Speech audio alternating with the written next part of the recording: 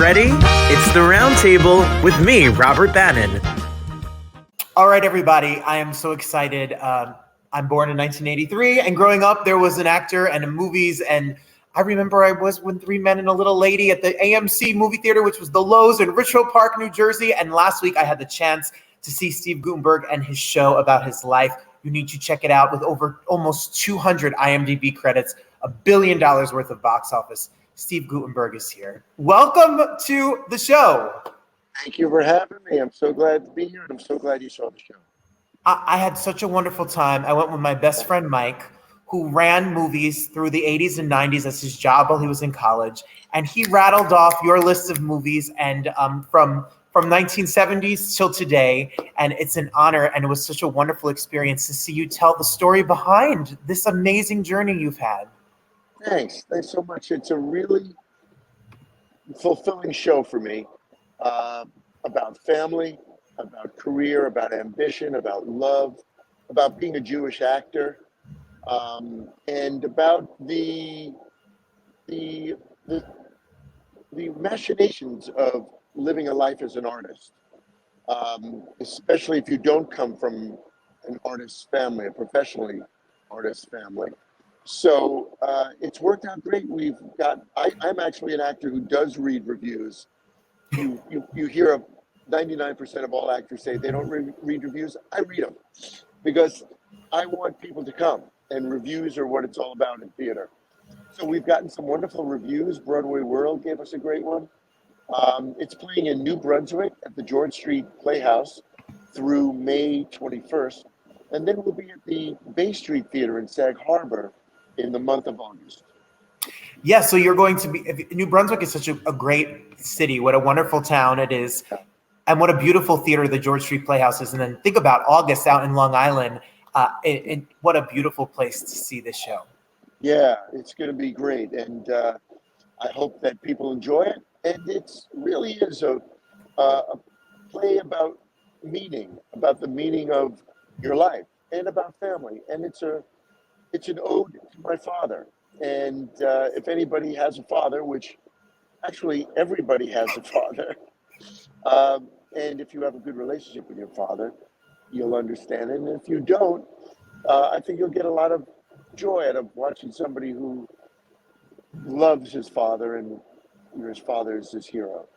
Well, I thought about my own. I'm an Italian-Irish Jersey boy myself. And if you're an Irish Italian Catholic, or if you're a Jewish family from New York, it's all the same. It's big families, lots of love. I was very touched by the story of your mother and your father, and they play a prevalent part throughout this journey of your story. And at the end, there's not a dry eye in the house. What a beautiful love letter to your family. Thank you so much. We started out with 300 pages. I sent that to David Saint and Julian Schlossberg, the director and the producer of the show.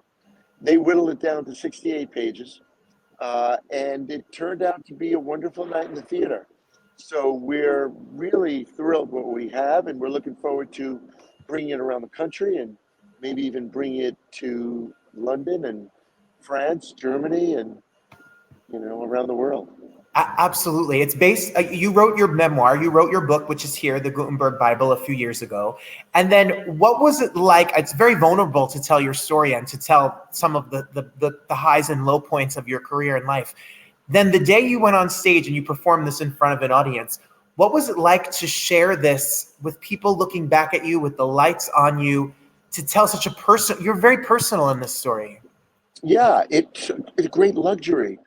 My dad passed last July, so Arnie Burton plays my father, and I get to hug my father twice every night, talk to my mom and dad, and think about my sisters, and think about all the people that I've met along the way. It's a wonderful tribute to my family, and it's funny. It's personal, but it is not exclusive. It's inclusive, and it's a play that, if you've got a heart, you can understand. And if you've got a funny bone, you can laugh. So I think that it's a play that's open to everybody. And it is actually open to everybody. I'm a commercially based guy. I love doing my art, but I don't want to just put my paintings up in the garage. I want everyone to see them. So I think this is a play for everyone. I think so too. There's universal themes, and it's a great trip through your career and the moments we love. And you're on stage with three incredibly talented actors. Wow, 90 characters done by three people. Yeah, Karine Motraban and Arnie Burton and Dan Dominguez just do an incredible job. They play 30 characters each within 90 minutes, which is mind-blowing. And the backstage changing of costumes and wigs and mustaches is mind-blowing, just mind-blowing. And they are worth their weight in computer chips. They're incredible. As a fellow actor, I was watching them and I was like, the fact that they know who they are, what accent they are, where they are in the show, where you are in the show, what a tour de force by all four of you. They are incredible. And I'm so lucky to be in the midst of these masters of what they do. And, listen, all this publicity, all this marketing is really to say, come to the show. That's what I'm here for. And I hope that they do, because it really is a worthwhile evening. And the great thing is it's an hour and a half. So it starts at 8, you're out at 9:30. You can go home and have a life. You're not at the theater till 11 and getting home at midnight. You can have dinner. You can, take the dog for a walk. Right. So it's really, and I think it's got a great hangover effect. That's the part of entertainment art that you really want, that the next day you feel so good. That was a great spending of my time. That was really worth my time. And I think this play is. It's worth your time. Well, I think what you said is very true. It was true for me. I left and I woke up and thought about it again in the morning. And I was very moved by a couple of lines in the show. Success has many fathers, but failure is an orphan. Whew, that struck me. That's a very deep moment. It is, because my dad used to say that all the time. And he also used to say, you laugh and the world laughs with you. You cry alone. Everybody jumps on the bandwagon of something that's working. We all want to, when you have a beautiful piece of art and you show it to your family, everyone goes, I know how to make it better. When you show something that doesn't work, they just go, it doesn't work, bye. Nobody's there to fix it. But when you have a success, and I've been very lucky to have a lot of successes in my artistic career, everybody wants to improve them. Even some movies that really worked, I'll have somebody say, I got an idea for why. And I'm always saying, don't worry about it. This one's fine. But if you have something that doesn't work, it's a drag. Are you at a train station? I'm sorry. You are. I was going to ask if you want half of a roast beef sandwich. This is lunch in a 5th grade classroom here in North Bergen, New Jersey. I'll have a roast beef on toasted rye, if you don't mind, lettuce, tomato, pickle, and some coleslaw. Mr. Guttenberg, anything you want, I would be more than happy to share. Are you a teacher? I am. I'm an actor and I'm an artist, and to pay my bills, I've taught the 5th grade. That's so cool. My sister's a teacher too. And my sister's a teacher in Arizona, and she was on Long Island. And my other sister, Judy, works in the Westfield School District in New Jersey. Then she's just down the turnpike here from where I am here in North Bergen. That's so great. You're a teacher. You're the best. You're the best. You create our world. You build minds. You make our planet. You create souls and creativity and intelligence. You foster. You are a god. You are a god. Thank you for being a teacher. That is the most important job in the whole world. And I thank you every second. No, I thank you. That means so much. And thank you to your sister. And I want to thank you, because growing up, all I wanted to do was to be an actor. All I wanted to do was to sing and perform. I went to Juilliard Prep to learn acting, and I dropped out because I was a chicken. I was so scared. And when I see you stand on stage, and I came back to this at 33 and now do this, and I'm very lucky to be able to do what I do and live in both worlds, pay my bills as a teacher and get to fund my art.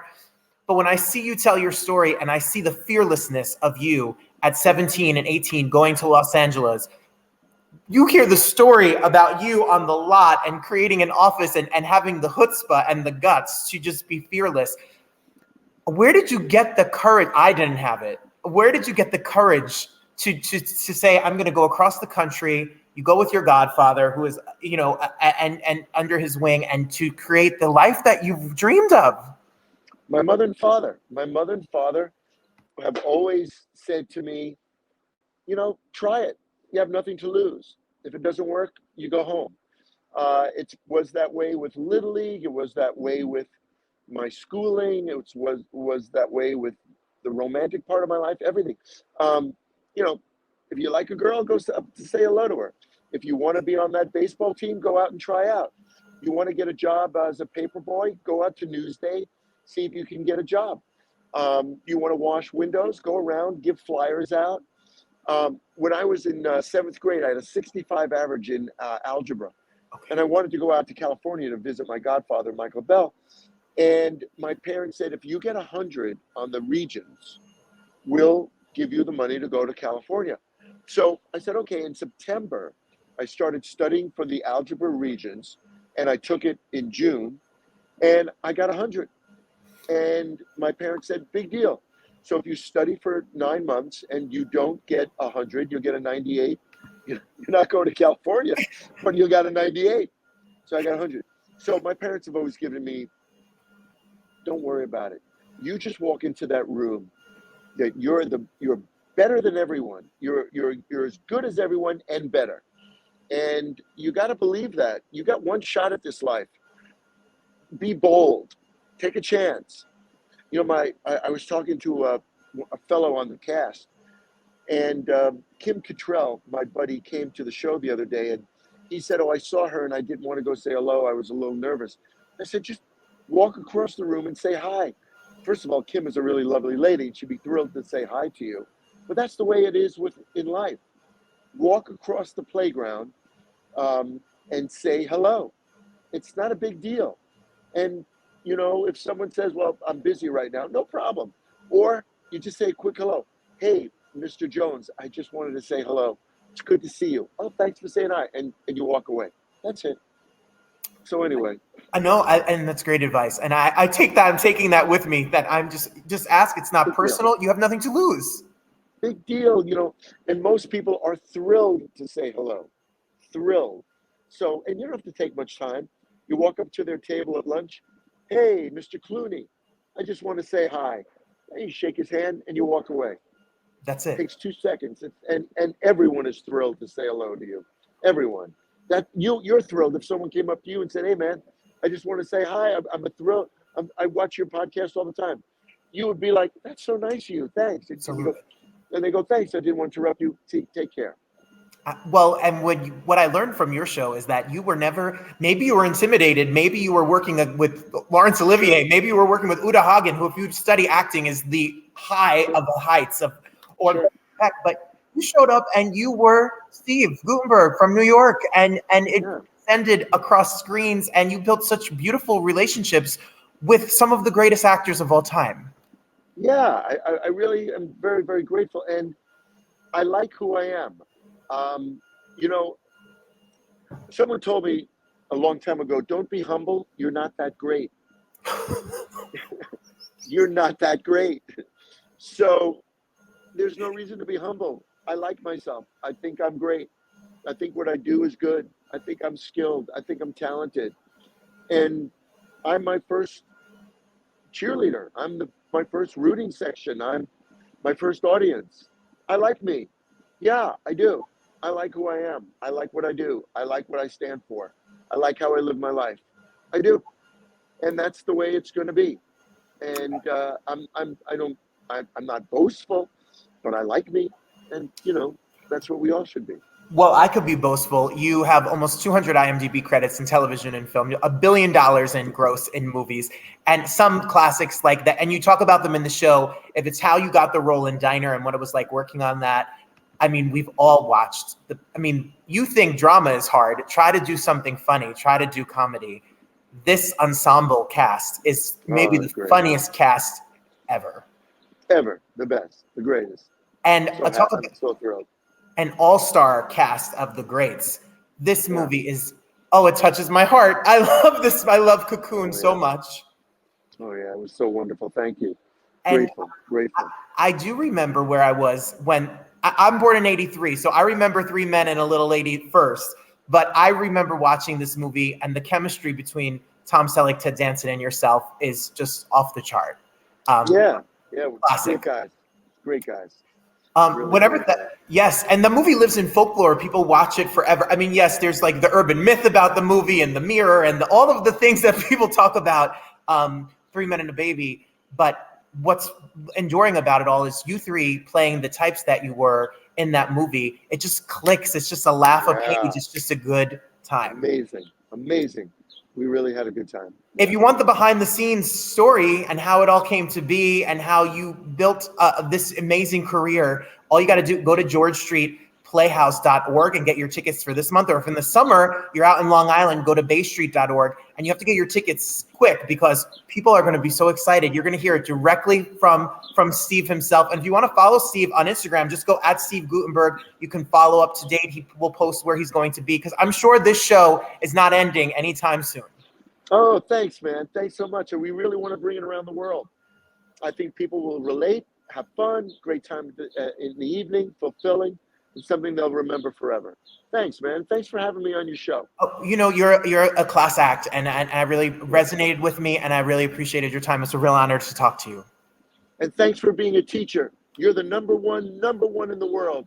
Thank you for giving to the world what you give, really, from my heart and from everyone. Thanks for being there, Teach. That means so much. I'm going to go have this roast beef sandwich now, and I'm going to... You enjoy.